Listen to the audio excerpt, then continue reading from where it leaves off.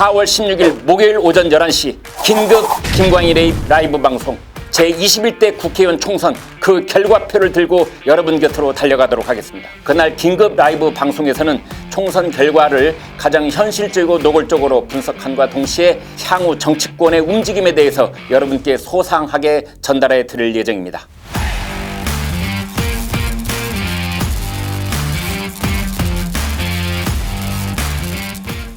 네, 여러분 안녕하십니까. 선거가 드디어 끝났습니다.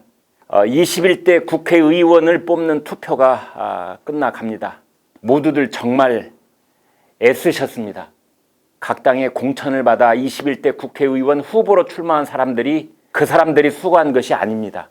그들은 자신들의 정치적 꿈을 추구하거나 개인의 영달을 위해 뛰었을 뿐입니다. 정말 애가 닳도록 고생하신 분들은 시청자 여러분, 유권자 여러분들이십니다. 정말 애쓰셨습니다. 제 주변에 있는 시청자 중에는 밤잠을 못 이루신다는 분이 많으셨습니다. 문재인 정부의 실정을 되새김질하고 나라의 앞날을 걱정하고 자식들의 미래를 짚어보면서 장차 이 나라가 어찌 될지 도대체 잠을 이룰 수 없다 하시는 분들이었죠. 이분들이 정말 피가 마르도록 걱정하고 고생하신 분들입니다.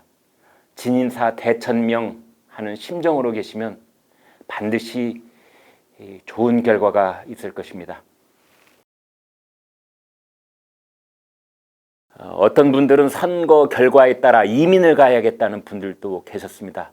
농반 진반의 말씀이셨겠지만 그만큼 절박하다는 뜻이었습니다.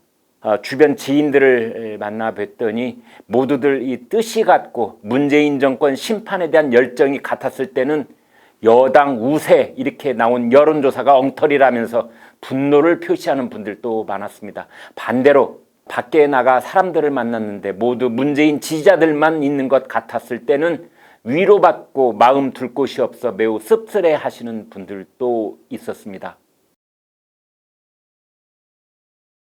네, 이제 선거가 끝났으니 투표와 개표 결과를 분석해야 합니다.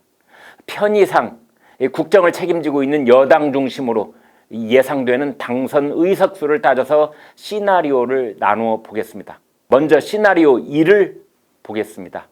범여권이 180석 이상을 차지할 경우입니다. 선거 직전에 유시민 씨가 먼저 말을 꺼냈다가 이해찬 대표가 거두어들인 말이긴 하지만 정말 범여권 180석이 현실화된다면 어떤 일이 벌어질까요? 문 대통령과 민주당은 강력한 입법과 국정 드라이브를 걸 것입니다. 통합당과 야권은 국회에서 저항 수단을 상실하게 될 것입니다. 정부 여당에 대한 견제력은 사실상 와해될 것입니다. 정부 여당은 그동안 노조와 함께 주장해왔던 국제노동기구 ILO 협약을 비준하려고 할 것입니다. 사법개혁의 일환으로 법원 행정처를 폐지하려고 할 것입니다. 공수처가 본격 가동되면서 여당과 가까운 인사가 초대 공수처장을 맡을 것이고 윤석열 검찰총장에 대한 수사를 시작할 것입니다. 문 대통령과 친문 일각에서는 국회 선진화법을 고치려고 할 것이고 개헌에도 적극 나서려고 할 것입니다.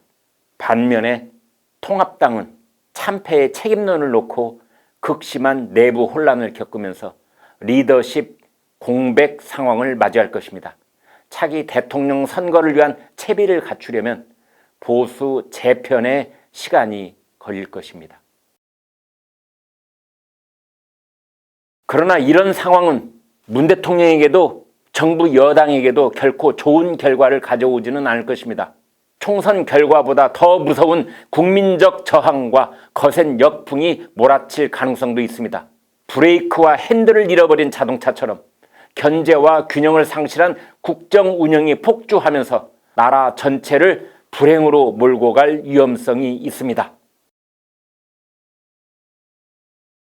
네, 이번에는 시나리오 2, 이 범여권이 과반을 확보할 경우입니다. 다시 말해 151석 이상을 차지했을 경우입니다. 4+1 협의체 시즌2를 가동할 가능성이 높습니다. 위성정당인 시민당과 열린당을 무조건 흡수 통합할 것인지, 아니면 병렬적 연정체제 비슷한 원 구성과 국정 운영을 21대 국회 초기에 얼마간 지속할 것인지는 두고 봐야 할 것입니다.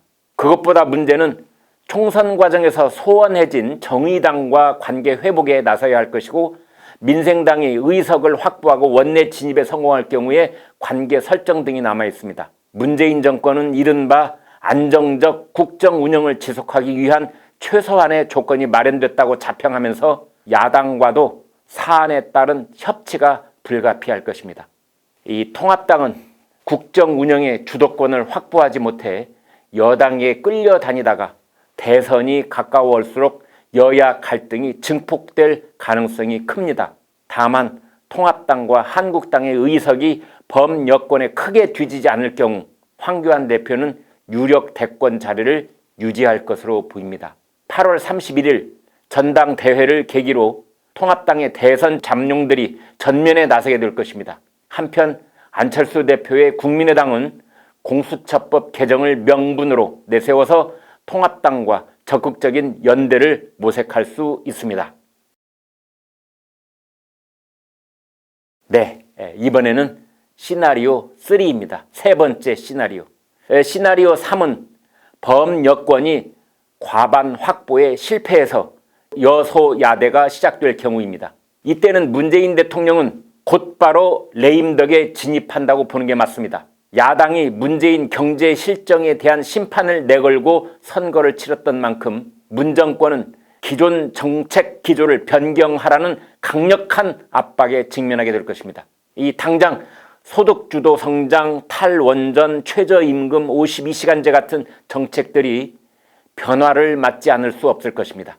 문희상 국회의장이 물러나게 될 것이며 이해찬 대표도 사퇴하지 않을 수 없을 것입니다. 문바라고 통칭되는 친문재인 세력이 후퇴하고 대신 탈문재인 현상이 시작되면서, 즉 탈문 세력이 당 밖으로 튕겨나갈 가능성도 있습니다. 어제 김종인 통합당 총괄 선대위원장이 나라가 살 수 있는 길로 돌아가는 마지막 출구라는 호소문을 내놓았습니다. 김종인 위원장은 우리가 겪게 될 경제 위기는 아직 시작도 되지 않았다면서 코로나 바이러스가 사라지면 본격적인 경제 코로나가 큰 파도처럼 밀려올 것이라고 했습니다.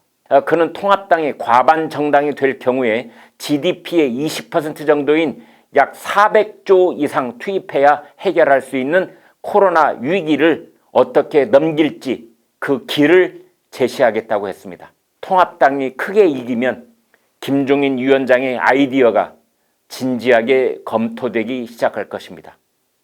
다시 한번 말씀드리지만 시청자 여러분, 정말 애쓰셨습니다. 밤잠 못 이루시고 예수님, 부처님, 천지신명에게 기도드리면서 나라를 위해 두 손 모으셨던 모든 분들에게 정말 좋은 결과가 있으리라고 믿습니다.